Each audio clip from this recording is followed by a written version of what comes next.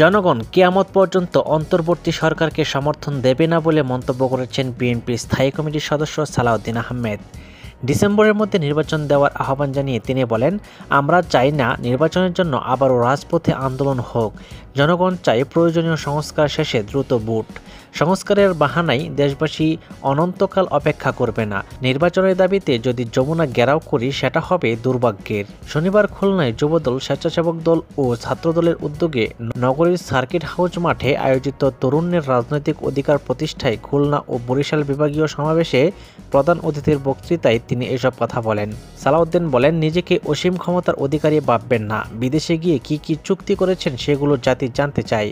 বিএনপির স্থায়ী কমিটির এই সদস্য অভিযোগ করেন, বর্তমান সরকার হচ্ছে জাতীয় নাগরিক পার্টির এনসিপি সরকার। যারা দেশ চালাচ্ছে তাদের মধ্যে দুজন উপদেষ্টা রয়েছেন যারা এনসিপির রাজনৈতিক দলের সঙ্গে যুক্ত। এর সঙ্গে রয়েছে বিদেশি নাগরিক।